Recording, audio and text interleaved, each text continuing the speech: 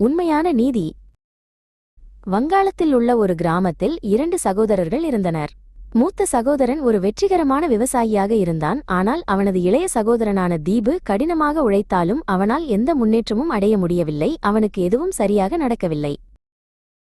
ஒரு நாள் தீபு தன் வயலுக்கு நிறைய உரங்களை கொண்டு செல்ல விரும்பினான். அதனால் தன் அண்ணனிடம் சென்று மாட்டு வண்டியை இரவலாக கேட்டான்.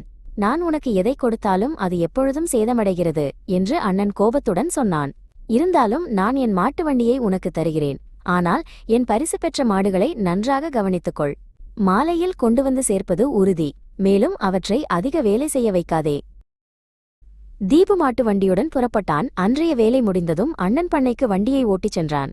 வழியில் இந்த மாடுகள் வேகமாகச் செல்ல முடியுமா என்று அறிய ஆசைப்பட்டு தன் சவுக்கால் அவற்றை அடித்தான். அடுத்த நொடியே மாட்டு வண்டி ஒரு பள்ளத்தில் மோதி சாலையை விட்டு விலகி ஒரு மரத்தில் பலமாக தாக்கியது. துரதிர்ஷ்டவசமாக மாடுகளில் ஒன்றின் நீண்ட வளைந்த கொம்புகளில் ஒன்று உடைந்துவிட்டது. தீபுவின் சகோதரன் காயமடைந்த மாட்டை பார்த்ததும் ஆத்திரமடைந்து உடனடியாக அருகிலுள்ள நீதிபதியின் நீதிமன்றத்தில் புகார் அளித்தான்.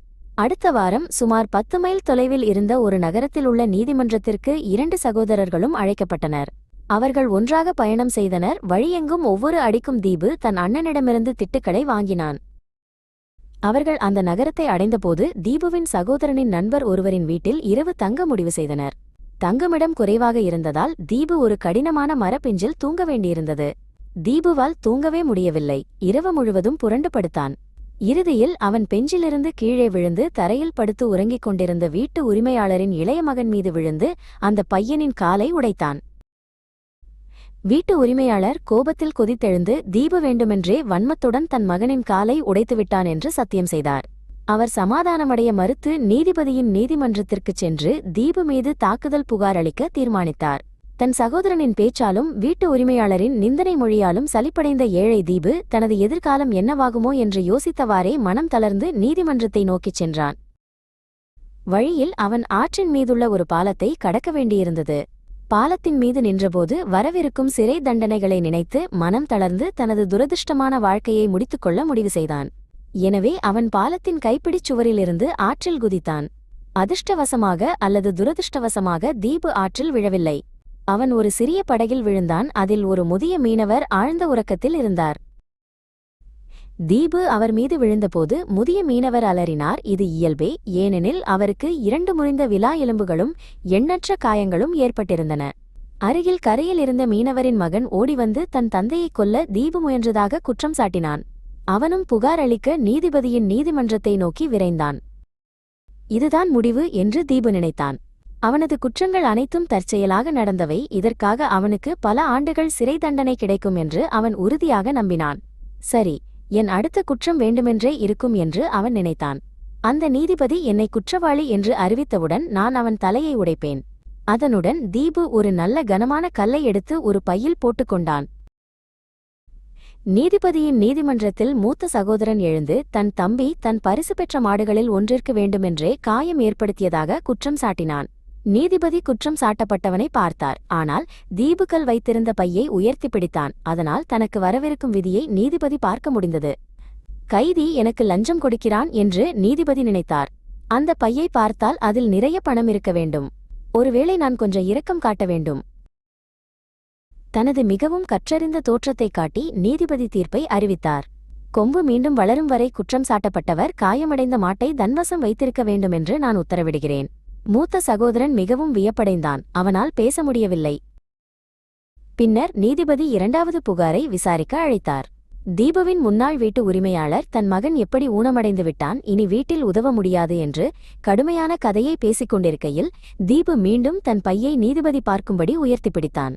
தனக்கு எண்ணற்ற தங்கமும் வெள்ளியும் வரப்போவதாக கற்பனை செய்த நீதிபதி விரைவாக தன் தீர்ப்பை அறிவித்தார்.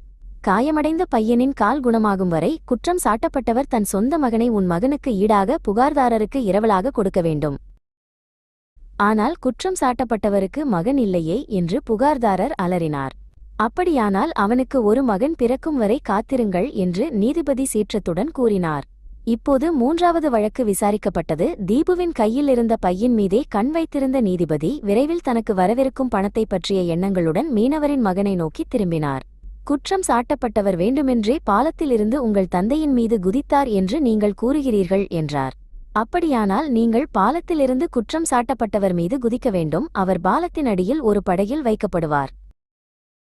அனைத்து வழக்குகளையும் விசாரித்த நீதிபதி தன் லஞ்சத்தை சேகரிக்க ஆவலுடன் அவசரமாக நீதிமன்றத்தை விட்டு வெளியேறினார். நீதி நிலைநாட்டப்பட்டு விட்டது என்ற திருப்தியில் தீபு சிரித்தபடி இருந்தான். ஆனால் அவன் அதிக தூரம் செல்லவில்லை. அப்போது நீதிபதியின் குமாஸ்தா அவனை மறித்து தன் எஜமானருக்கு வாக்களிக்கப்பட்ட லஞ்சத்தை வாங்க வந்ததாக கூறினார். தீபு அந்த மனிதனை கோபத்துடன் பார்த்துவிட்டு உரக்க சிரித்தான். போய் உன் எஜமானரிடம் சொல், நான் அவனுக்கு லஞ்சம் கொடுக்கவில்லை. அவன் என்னை சிறைக்கு அனுப்பத் துணிந்தால் நான் அவன் தலையை உடைப்பேன் என்று மிரட்டினேன். நீதிபதியின் குமாஸ்தா தன் எஜமானர் என்ன சொல்வாரோ என்ற வருத்தத்துடன் தலையை அசைத்தவாறு புறப்பட்டுச் சென்றவுடன் 3 புகார்தாரர்களும் தீபுவிடம் வந்தனர். இங்கே பார் தீபு, நாமெல்லோரும் மிகவும் அவசரப்பட்டுவிட்டோம் என்று நினைக்கிறோம் என்று அவனது சகோதரன் கூறினான். நான் என் மாட்டை வைத்துக் கொள்கிறேன். எங்கள் வீட்டு உரிமையாளர் தன் மகனை பார்த்துக் கொள்வார். மேலும் எங்கள் நண்பருக்கு எந்த பாலத்திலிருந்தும் குதிக்க விருப்பமில்லை. எனவே நடந்ததை மறந்துவிடுவோம். ஆனால் என்று அவர் நோட்டுக்கட்டை வெளியே எடுத்தவாறு கூறினார். நாங்கள் உனக்கு ஏற்படுத்திய அனைத்து சிரமங்களுக்கும் ஈடாக இந்த 300 ரூபாயை வைத்துக்கொள். தீபு மிகவும் மகிழ்ச்சியுடன் வீடு திரும்பினான். அந்த 300 ரூபாயில் தீபு ஒரு ஜோடி மாடுகளை வாங்கினான். அதன் பிறகு எப்படியோ அவன் செழித்து வாழ முடிந்தது. தவறாக புரிந்து கொள்ளப்பட்ட பேராசை தற்செயலாக உண்மையான நீதியை வழங்க முடியும். பொறுமை மற்றும் நேர்மை விதியை மாற்றும்.